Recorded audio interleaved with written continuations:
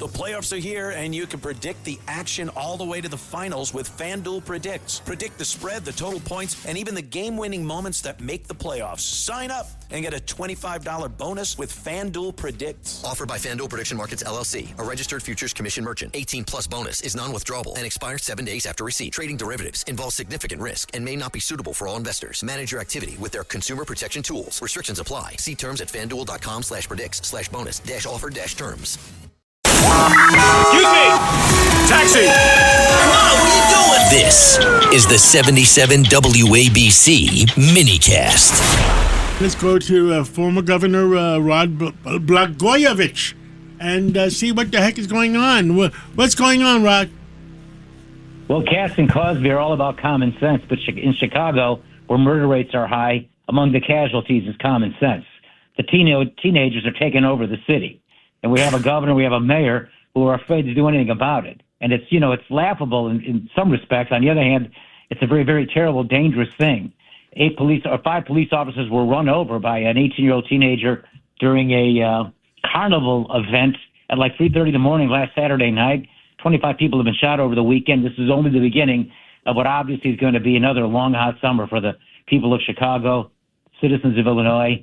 And I guess I have a question for both of you, and it's very simple. Are you ready? Yes. Have the adults in charge of Chicago and Illinois lost their minds? Johnson and Pritzker, that's my question to you, Rita and John. That's an easy yes, yes, and yes, all right? Okay. You got to give us a tough one. So, so Governor, as we're talking about, when you talk about losing their mind, I was watching Brandon Johnson, the mayor there of Chicago, and his comment was so ridiculous. One of the guys I was looking at in one of the shooting incidents, he had this long rap sheet. It bled over to a couple pages. And the first thing his comment was, parents need to watch their kids. What about, they still don't seem to get it.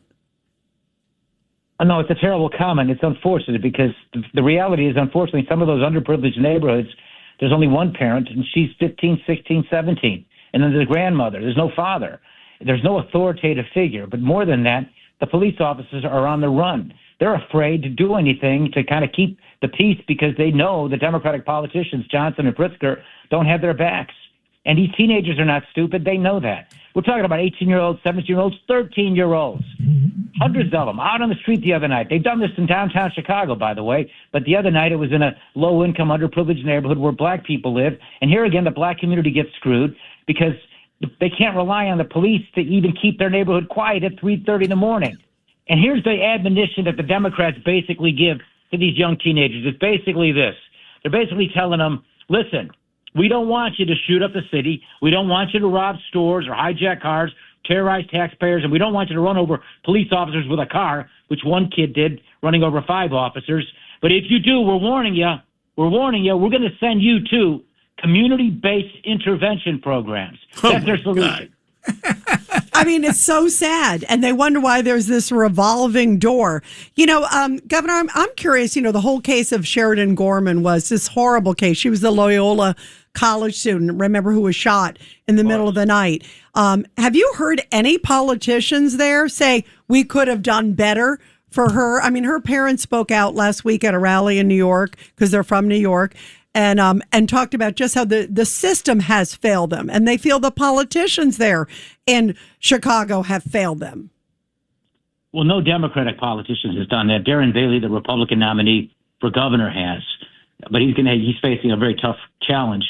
But the Democrat politicians who used to be eager to say those things, like Governor Patterson or me or Mayor Daley when he was here, even Bill Clinton, clearly, we recognize the importance of public safety as the first duty of government, and that you have to shore up and be on the side of the police and the law and the enforcement of the law. But today's Democratic Party, as we've discussed before, is no longer even close or remotely like the Democratic Party of Governor Patterson or Bill Clinton or me. It's a very different party. It's a party of socialists and Bolshevists and anarchists. Yeah, that's a sad state of affairs. Judge Weinberg. Governor, good to talk to you again, sir. Hi, Judge. I wish you were my judge when I had to go before the judge. I would have dismissed everything, believe me. Yes. Thank you. So let's be clear. You have your current governor, Pritzker, and he thinks of himself as presidential timber, and he wants to be a candidate for the presidency of the United States. So what is it exactly that he's running on? What are his accomplishments for the state of Illinois? Well, raising taxes 51 times on the people of Illinois, he's done that.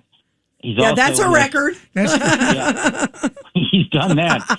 His whole issue is whatever Trump wants, he's against. No matter how good it might be, how sensible it might be, he's against it. And then he calls press conferences and does what he does, and then on top of that, pretty much it. It's really a terrible situation. He's so determined to run for president, and he has no chance. I know something about politics.